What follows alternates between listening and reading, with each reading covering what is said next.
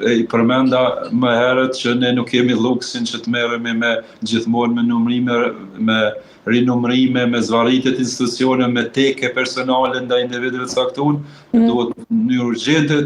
ti forcojmë, ti krijojmë dhe forcojmë institucionet, sepse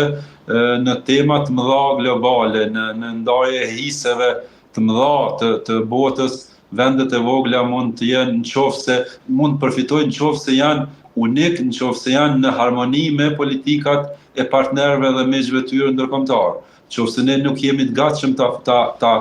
pranojmë një ndihmë që mund të jetë në tavolinën e Davosit apo në një X vend tjetër ku vendoset për ndarjen e rendit të ri botëror, nuk është thjesht që vendoset ulet dhe 1-2-3 ndahet rendi i ri botëror, por çdo politikë e krijuar çdo ditë, duke filluar nga Shtetet e Bashkuara të Amerikës, pastaj edhe vendet europiane e tjera,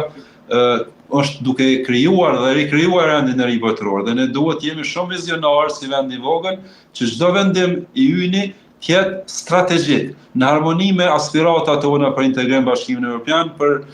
vazhdimin e miqësisë dhe forcimin e miqësisë me Shtetet e Bashkuara të Amerikës, që po shihet që vazhdon të jetë edhe për shumë kohë lider botëror dhe përcaktues i politikave botërore. Prandaj është shumë e thjeshtë.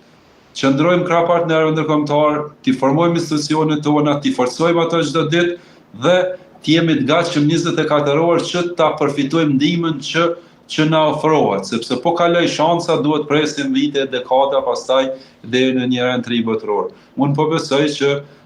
temat e mëdha globale janë futur në kanalet e zgjidhjeve,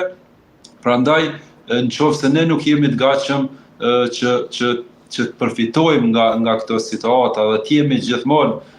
hapur dhe në krah partnerë ndërkombëtar, mund të kemi pasoja. Pra gjithçka pritet,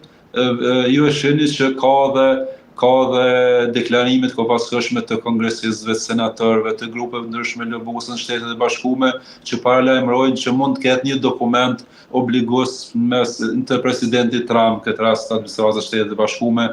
që zgjidhet një herë mirë problemi Kosovë-Serbi, që të ketë një letër, jo non-paper, po të ketë një dokument që obligon njohjen e ndërsjellët, edhe pse ne nuk e kemi atë problem, por Serbia duhet të obligohet që ta njeh Kosovën. Pra ne duhet,